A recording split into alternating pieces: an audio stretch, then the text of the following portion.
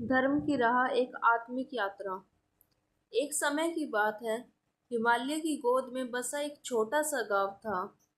शांत, सरल और प्रकृति की सुंदरता से भरपूर। उस गांव में आरव नाम का एक युवक रहता था। आरव बचपन से ही जिज्ञासु था।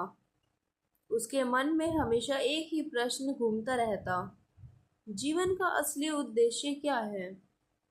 गांव के लोग अपने अपने कामों में व्यस्त रहते, कोई खेती करता, कोई व्यापार। लेकिन आरव को इन सब में संतोष नहीं मिलता था। वह अक्सर पहाड़ों की चोटी पर बैठकर दूर आकाश को निहारता और सोचता, क्या केवल खाना, कमाना और मर जाना ही जीवन है। एक दिन गांव में एक संत आए। उनका नाम था स्वामी तत्वबोध। उनके चेहरे पर अद्भुत शांति थी और आंखों में गहराई। गांव के सभी लोग उनके दर्शन करने पहुंचे, पर आरव के मन में कुछ अलग ही चल रहा था। वह सीधे उनके पास गया और पूछ बैठा, गुरुदेव, क्या आप मुझे बता सकते हैं कि जीवन का सत्य क्या है। स्वामी मुस्कुराए और बोले, सत्य को शब्दों में नहीं समझा जा सकता, उसे अनुभव करना पड़ता है। अगर तुम तैयार हो तो तुम्हें एक यात्रा पर जाना होगा। आरव ने बिना एक पल सोचे हामी भर दी। पहला चरण, मोह का त्याग। स्वामी ने आरव को जंगल के भीतर एक गुफा में भेजा और कहा, यहाँ 7 दिन ध्यान करो।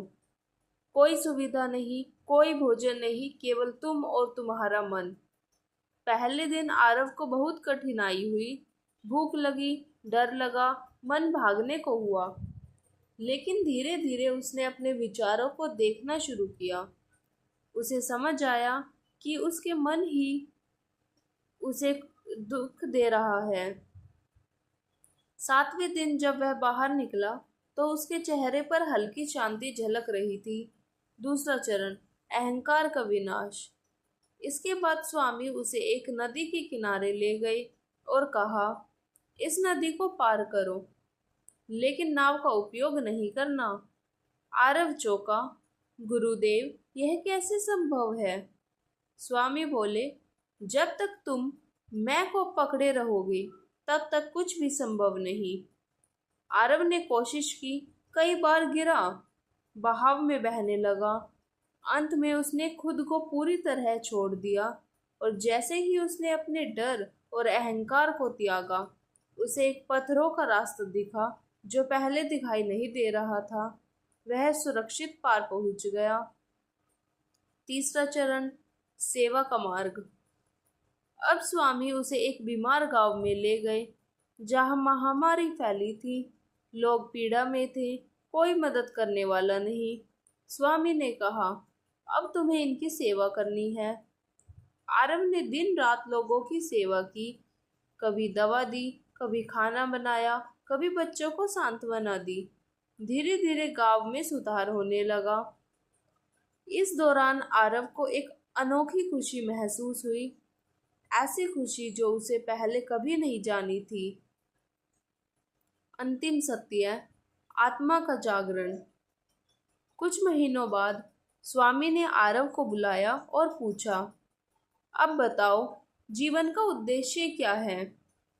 आरव ने विनम्रता से कहा, गुरुदेव, पहले मैं सोचता था कि जीवन केवल मेरे बारे में है, लेकिन अब समझ आया कि जब हम अपने स्वार्थ को छोड़कर दूसरों के लिए जीते हैं, तभी सच्ची शांति मिलती है। जीवन का उद्देश्य है स्वयं को जानना, अहंकार को त्यागना और सेवा के माध्यम से परम सत्य को पाना। स्वामी मुस्कुराए, अब तुमने धर्म को समझ लिया है। धर्म कोई नियम नहीं, बल्कि जीवन जीने की कला है। संदेश। आरव वापस अपने गांव लौटा, लेकिन अब वह पहले जैसा नहीं था। उसकी आंखों में शांति थी, उसके व्यवहार में करुणा। उसने लोगों को सिखाया कि सच्चा धर्म मंदिरों में नहीं, मन की शुद्धता में है। भगवान बाहर नहीं, हमारे भीतर है और सबसे बड़ी पूजा है निस्वार्थ सेवा।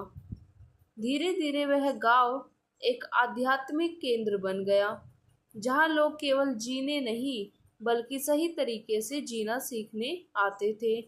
कहानी का सार: जब इंसान अपने भीतर झांकता है, अपने अहंकार को छोड़ता है और दूसरों की भलाई में खुद को समर्पित करता है, तभी वह सच्चे धर्म और आत्मिक शांति को प्राप्त करता है। धन्यवाद।